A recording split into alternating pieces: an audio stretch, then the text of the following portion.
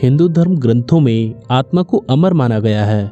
हिंदू धर्म पुनर्जन्म में विश्वास करता है, यानी इंसान के मृत्यु को प्राप्त हो जाने के बाद भी आत्मा जीवित रहती है। धर्म ग्रंथों में बताया गया है कि इंसान के मरने के बाद आत्मा उस शरीर को उसी तरह छोड़कर नए शरीर में प्रवेश करती है, जिस तरह हम अपने पुराने वस्त्र उतारकर नए वस्त्र पहन लेते हैं। आत्मा को ये नया शरीर पृथ्वी पर मौजूद 84 लाख योनियों में से किसी भी योनि में मिल सकता है।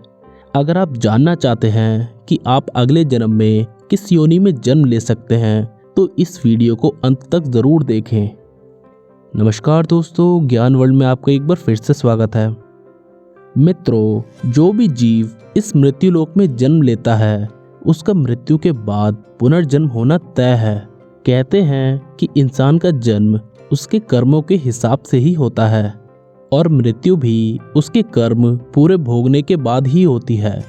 वर्तमान जीवन में किए गए कर्मों के आधार पर ही उसका अगला जन्म 84 लाख योनियों में से किसी एक योनि में होता है।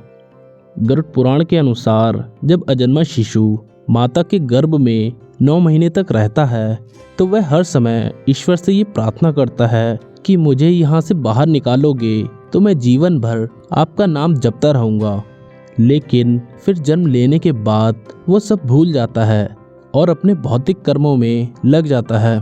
वह संसार की मोह माया में कुछ ऐसा उलझ जाता है कि परमपिता परमेश्वर के लिए उसके पास समय ही नहीं बचता। गरुड़ पुराण में कई तरह के पापों और उससे जुड़ी सजाओं के बारे में बताया गया है। ऐसा माना जाता है कि मृत्यु के बाद नरक में सजा भुगतने के पश्चात फिर उसका किसी योनि में जन्म होता है। गरुड़ पुराण में बताया गया है कि जो मनुष्य पराई स्त्री से संबंध बनाता है, उसे नरक में जाना पड़ता है। वहाँ उसे कई दंड भोगने पड़ते हैं और इस सब के बाद उसे एक के बाद एक विभिन्न जन्म मिलते हैं। वह सबसे पहले भेड़िया बनता है और फिर एक कुत्ते के रूप में जन्म लेता है। इसके बाद वह सियार, गधा, सांप और कौवा बनता है।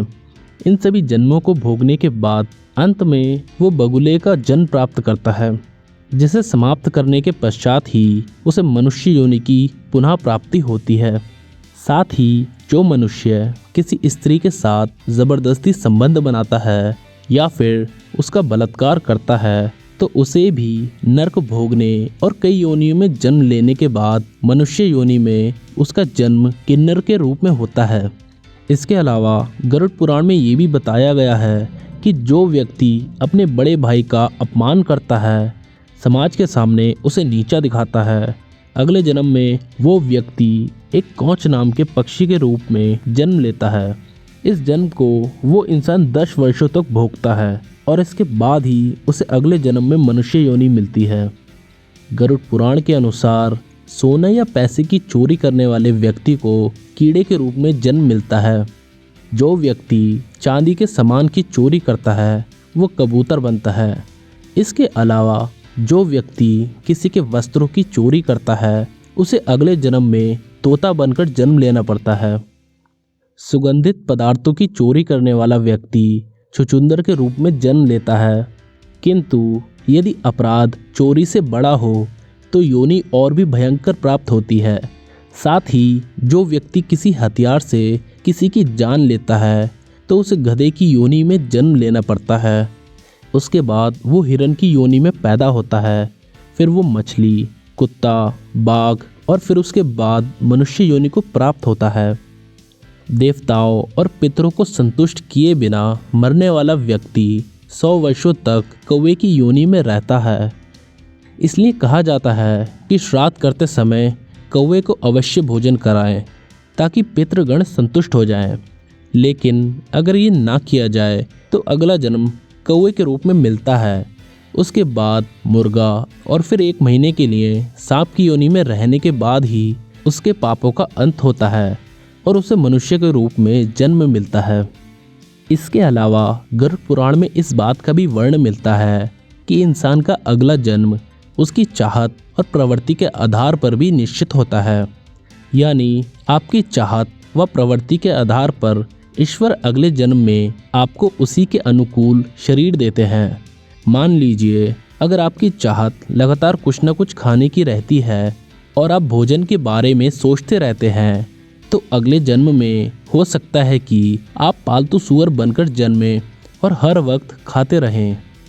इसलिए मित्रों, यदि आप पुनः मनुष्य की योनि में जन्म लेना चाहते हैं या फिर जीवन मृत्यु के इस चक्र से मुक्त होना चाहते हैं, तो इस जन्म में अच्छे कर्म करें और धार्मिक आदतें अपनाएं ताकि आपको ईश्वर का सानिध्य प्राप्त हो सके।